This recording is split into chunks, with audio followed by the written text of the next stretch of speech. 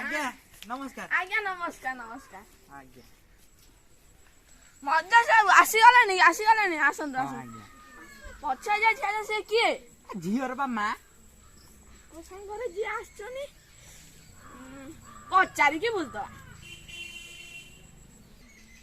ताको सांगर बा जी आउचंदी से मॉडर्न जुग होइलानी झीओ पा आसुची आगुरु पुओ देखियो गसला ओहो बा मॉडर्न जुग होइलानी झीओ देखिबा को आउची बुझी पालिनी बोली आपन पचार देली आ हाउ चलो विलंब न करी कर आगे आगे खरा भाबिले कि मो समुद्रनी आ भाबिबो त भारी बढ़िया करो आसंतु आसंतु आमे तो पाछु आसु मोटर देखु ना आसंतु चलो चलो आसो विलंब न करी आसो जल्दी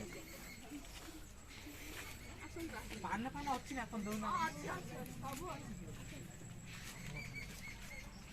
मद्रासी बाबू कोन हैला मु हाइट देखि आसन व्यवस्था करछि हो मध्यस्थी बाबू आपण हाइट देखि कोन व्यवस्था करछन दीटा बड़ चेयर आ दीटा छोटे चेयर टिके दिबे ना ओ समय नी बाबू तुमे तो टिके डेंगी अछो मद्रासी हां कोन मु चल हां कोन हाइट हिसाब रे आपण बसुन हाइट हिसाब रे बसुन भारी बढ़िया जियो पाई को भाई पूरा परफेक्ट की सम्मान चले दवा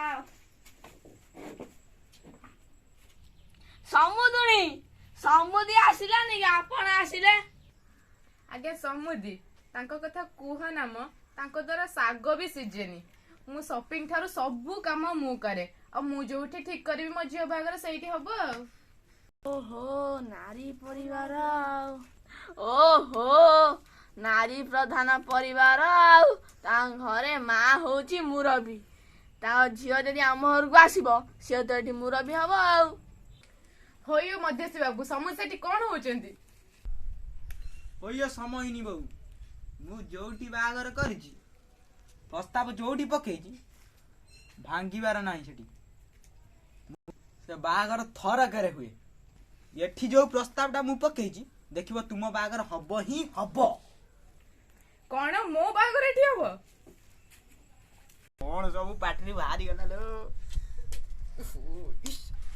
ना ना ज्ञान आपण को झियर बागर ए अगाधुआ एठी गया ए बड़ा आई डाकी गान पुआ को देखा झियर आसनी हाय आसन बसन भाई बड़ भाई बापा समान तू चेयर कोन बसचू बड़ भाई को चेयर बसियो दे तू तळे ब भाई आसन भाई चेयर बस ओ एई मध्यस्थी बाबू एई बा प्रसिद्ध मधुपुर मध्यस्थी बाबू एईटा आपणकर 11222 टा माने मु केते बागर करछि 11221 टा कर सलिनी एईटा लगे 11222 टा बुझिला आज्ञा 7 जनकर केम्पांकर करछि बागर आ हसरो दिबा सत कथा बा 9 जनकर अंध करछि अंध ताको देखाउ नथिबा ना कोन 9 जन को अंधा कर देछो तुम अरे ना तमे भूल बुझछ सदाळे 9 जनकर अंधंग मानकर बागर करछि ओ बागर करछ ओ बुझी 10 जनकर नेंगड़ा माने छोटा ताकरी बागर करछि आउ 50 जनकर पेट भातियो चाली पान नथियो घरे बसी खाली खाउ दियो ताकरी बागर कर देछि जानले ना 123 टा सुर्पणेखार बागर करछि आउ जो 33 ऊपर ताकर सबु मेद बौल तारी मु बागर करछि आउ गोटे कथा सुनिबे ना आ गोटे इमिति केपी बागर करछि सेई बडा चलतरा ई एमिति बा खाली पड़ी जाउतिला सी एबे कोडी बा आई जानति ना ता बर होउची राजकुमार ये संग बसी के खाउची खाली भाई ये बढ़िया मध्यस्थी भाग आम पुआ कोन के हैंडीकैप हां भाई ने मस्सा कोन सा बड़ा भाई गोटे मशा बसला बा सेई दिए गोटे चापड़ा मार दे खरा हम लगी जदी आपण मानकर बाहागर ठीक है पारनी ताहले मो मोबाइल नंबर जोगाजोग करंतु नंबरटा हैला 9090 740 800 जानले ना समय हिनी बहु खाइबा पीवा एठी जोर हो आज पूरा जोर जमीब कथारे बा अछि दिनकर भात जुगकर कथा हाँ हाँ घर देखिकी जना पड़ुची केते कौन खाइबाकू मिलिबो एठी जानिले ना मु जो जाइथिली भंडारी पुकुरी जो सरसदा सेठी जो खाइबा को देले ता रेकर्ड एठी भांगिबो देखिबे हे मने बसी का गप जो भुजारी खाया था हम नहीं का जा बड़ भाई ए पुओ पुओ अतिथि माने बसिलानी खाइबा को नहीं कि जा न खाइबा को नहीं कि थाली ओटे दियो चुप थाली जो महंगा जुक हेलानी से धोइबानी बेठी ओ मु नहीं जाय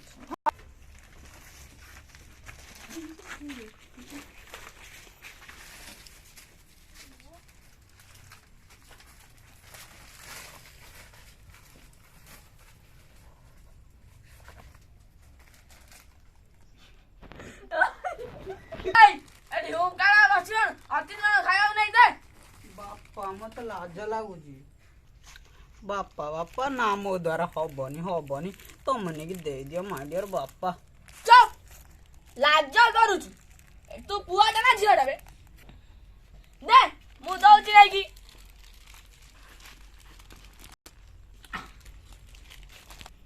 समुदुनी खंडे धरन्तु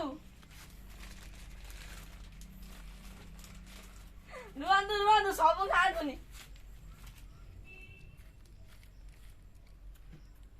खंडे आपणकर खंडे आपणक झिअर पेट भरी खान्तु मो कथा भूली गले कि याडे खंडे आसो नौची रुहन्तु मध्यस्थी बाबू आपण स्पेशल खाद्य रखिছি हाथ देखा पूरी भोग किया गया शांति हे प्रभु की शांति आपण को दी भाई बसलेनी खाया दियो दोस्त भाई यारे भाई खंडे घर खंडे खंडे तू को एका खाइबु सान भाई को आगे धरि दउछु बड़ा भाई आपण बड़ा खंडे रखंतु भाई ए ये तू खा- अन्याय ओइ अन्याय करबु काटी देबी ଆଜ୍ଞା ମଧ୍ୟସ୍ଥି ବାବୁ ଏବେ କଣ ପଚାରନ୍ତୁ ପୁଅ ପଚାରନ୍ତୁ ଖାଇବା ଆମ ସହିତ ପୁଅକୁ। ସଇଲାଣି ପଚାରିବା କଣ ପଚାର ଆମେ ତ ଦେଖିଦେଲୁ ସବୁ ଆଉ ପଚାରିବାରେ କଣ ଅଛି? ହଁ ତଥାପି ତମେ କହୁଛ ଆମେ ପଚାରି ଦବୁ ହଁ ଟିକେ ପଚାରି ଦିଅନ୍ତୁ ହୋଇ ସମୟ ନି ବାବୁ ପଚାର ମୁଁ କଣ ପଚାରେ ଆଚ୍ଛା ପୁଅ ତୁମ ନାଁ କଣ ନାଟା ପୁଅ କୋଉ ପୁଅ ବୋଉ ଏଟା ମାଇଚିଆ କି କଣ କହୁଛୁ ବଡ ପାଟିରେ କହ ବୋଉ ଏଟା ମାଇଚିଆ ଲାଗୁଛି ମତେ ହେଇ ଏଟା ଜୀବନ ସୌଦା କଥା ତତେ ସେଥିପାଇଁ ତ ଡାକିକି ଆଣିଛି ତୁ ଦେଖିବୁ ବୋଲି ଇଏ କଣ ଫୁସୁରୁ ଭାସୁରୁ ସବୁ ହଉଛନ୍ତି ରହ ମୁଁ ତାକୁ ଆଉ ଗୋଟେ କ୍ୱେଶ୍ଚନ ପଚାରେ ଆଚ୍ଛା ପୁଅ ତୁମ କ୍ୱାଲିଫିକେସନ କେତେ ହଉ ତାକୁ ଆଉ ଗୋଟେ କ୍ୱେଶ୍ଚନ ପଚାରେ ଆଚ୍ଛା ପୁଅ ତୁମ ବାପାଙ୍କ ନାଁ କଣ ବୋଧୁଏ ସୁନା ମୁଣ୍ଡା ପୁଅଟା ଆଉ ଦେଖିନି କିଛି କହୁନି ଆଚ୍ଛା ପୁଅ ତୁମ ମାଙ୍କ ନାଁ କଣ ତୁମ ଜାତି କଣ ତୁମ ଗୋତ୍ର କଣ ଭାଇ ଉଠ ଭାଇ ମରିଗଲେ ଭାଇ ଉଠ ପୁଅ ତୁ କିଛି କହ ପୁଅ ତୁ କିଛି କହ ତୁ ମୁଁ ମରିଗଲେ ତୁ ନିଶ୍ଚୟ ଶାନ୍ତି ପାଇବୁ ତୋ ବାହାଘର ମୁଁ କେମିତି କରିବି ଆଚ୍ଛା ପୁଅ ତୁମ ରାଶି କଣ କେତେ କାଣେ କେତେ ପଣ ମୋ ବାପ ହେଇକି ତୋ ଗୋଡ ଧରୁଛି ପୁଅ ତୁ କିଛି କରେ ନା ତୋ ବାହାଘରଟା ଏଠି ଭାଙ୍ଗିଯିବ କହ ବୋଉ ତୁ ପଚାରୁଛୁ ବୋଧେ ସେଇଥିପାଇଁ ସେ ଲାଜ କରୁଛନ୍ତି ଏବେ ମୁଁ ଟିକେ ପଚାରି ଦିଏ ରହ ଆଚ୍ଛା ହ୍ୱାଟ୍ସ ୟୋର ନେମ୍ ଏ ବୋଉଟା କଣ ଇଂଲିଶରେ କହିଲାଣି ଏଟା ତ ଆସିବନି Will you marry me?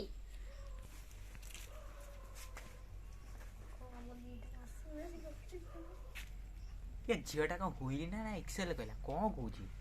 ବୋଉ ଏଠାରେ ବାହାଘର ହେଇପାରିବନି। ମଧ୍ୟସ୍ଥି ଆବେ ହେଇ ମତେ କିଛି ଗୋଟେ ଉପାୟ ବାଛିବାକୁ ପଡିବ। ଆଙ୍କ ଦ୍ୱାରା କିଛି ହେଇପାରିବନି, ନହେଲେ ବାହାଘରଟା ଭାଙ୍ଗିଯିବ। ଆଜ୍ଞା, ପୁଅ କିଛି ଉତ୍ତର ଦଉନି ବୋଲି ଆପଣ ମନ ଦୁଃଖ କରୁଛନ୍ତି କି? ପ୍ରକୃତ କଥାଟା ଜାଣିଲେ ଆପଣ ଆଶ୍ଚର୍ଯ୍ୟ ହେଇଯିବେ।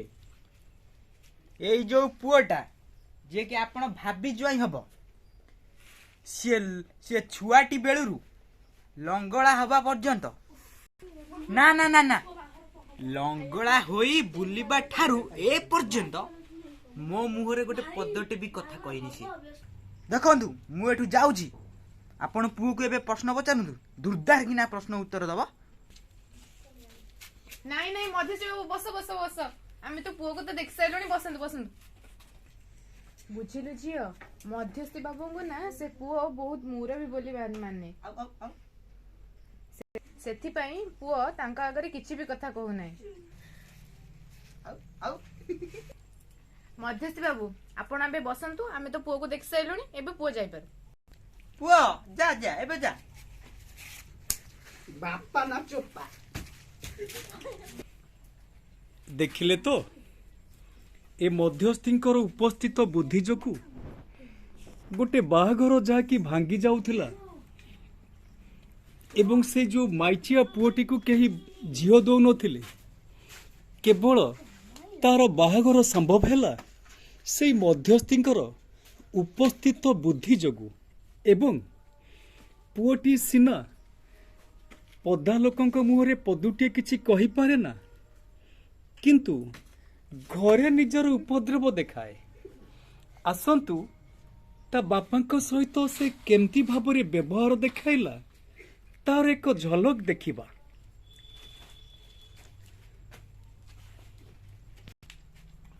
କଣ ହେଇଛି ବାପା?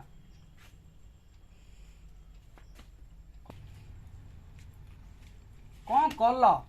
କଣ କଲ? ତମେ ଆଜି କଣ କଲ? ଛୋଟ ବିସ୍କୁଟ କୁ ତାକୁ ଫେର କାଟିକି ଦେଲ। ଆବେ କୁଳାଙ୍ଗାର, ତୁ କଣ କଲୁ? ତୋ ବାପା ନିଜ ସବୁ ତୁ ଆଜି ମାଟିରେ ମିଶେଇ ଦେଲୁ।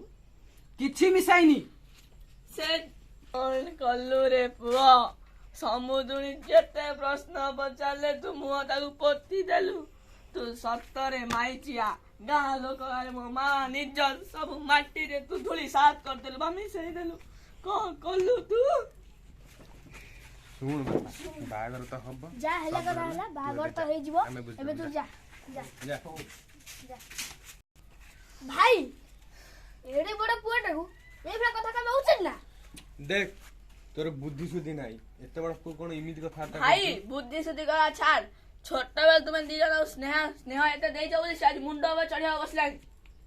ହୋ ପଛରେ ତମ ଘର କଥା ଡିସ୍କସନ ହବ, ଆଗେ ମୋ ମାଲଟା ଛାଡ, ମାଲଟା ମୋ ପାଇଁ ତମ ବାହାଘରଟା ହେଇଛି। ବାହାଘର ସହିତ ଏକା ସହିତ ଦେଇଦବା, ଆମ ପରିବାର ବିଷୟ ଜାଣିଦବା। ଆପଣ ଯାଆନ୍ତୁ, ବାହାଘର ସହିତ ମିଶେଇ ଦେଇଦେବି। ନାଇଁ ନାଇଁ, ତୁରନ୍ତ ଦାନ ମହାପୁଣ୍ୟ, ବିଳମ୍ବେ ଦାନ ମଜୁରୀ ଦାନ। ନାଇଁ ନାଇଁ, ମଜୁରୀ ସମାନ। ହଉ ମଧ୍ୟସ୍ଥ ଦବଡା ହେଇ ପଇସାଟା ଦେଲେ ମଧ୍ୟସ୍ଥ ଗୋଟେ ଦେଇଦବା। ପ୍ରସ୍ତାବ ପକାଇଲେ 1000 ଟଙ୍କା, ବାହାଘର ହେଲେ 10,000 ଟଙ୍କା, ଆଉ ତମର ଯୋଉ ଯୌତୁକଟା ଆସିବ ତା ଦେହରୁ 10% ମୁଁ ନିଏ ସମସ୍ତଙ୍କ ଠାରୁ। ବାହାଘର ତ ପ୍ରସ୍ତାବ ତୋ ମାଇଚିଆ ପୁଅର ତ ବାହାଘର ଠିକ ହେଇଗଲା। ଆଉ ପଇସା ଦେଇ ଜଲ୍ଦି ବି ଯାଅ, ମୁଣ୍ଡ ଗରମ କଲାଣି। ମଧ୍ୟସ୍ଥି ବାବୁ ତମ ପଇସା ଧର, ଯାଅ। ଯା ବାହାଘର ଏବେ ଯା ବାହାଘର ଦିନ ମତେ କଣ ଭାବୁଛୁ? ମୁଁ ଚାହିଁଲେ ଏବେ ଭାଙ୍ଗିଦେମି। ଭୁଲ ହେଇଗଲା, ଭୁଲ ହେଇଗଲା। ହଉ ହେଲା ଉଠ ଉଠ। ଆସିବ ମାଛ ଖାଇଯିବ। ହଁ ହଁ, ଚିକେନ ମଟନ ଦରକାର ନା ମୁଁ ତମକୁ ଆଣିବି। ଚିକେନ କଷା କରିକି। ହଉ ମୁଁ ଯାଉଛି, ଯିବା ପୂର୍ବରୁ ମୁଁ ଗୋଟେ କଥା କହିଦେଇକି ଯାଉଛି। ମୁଁ ଯୋଉ ତମକୁ ଆଗରୁ ଯୋଉ କଥାଟା କହିଥିଲି, ଆଉ ଚିକେନ କରିବା। ବାହାଘର ଯାହାର ହଉନଥିବ, ମୁଁ ତ କହିଛି 90 740 800 ସେଇ ନମ୍ବରକୁ ଯୋଗାଯୋଗ କରିବେ। ଟାଟା। ଆଜ୍ଞା, ଭିଡିଓଟି ଯଦି ଭଲ ଲାଗିଲା ତାହେଲେ ଲାଇକ୍, ସେୟାର ଆଉ ସବସ୍କ୍ରାଇବ କରିବେ।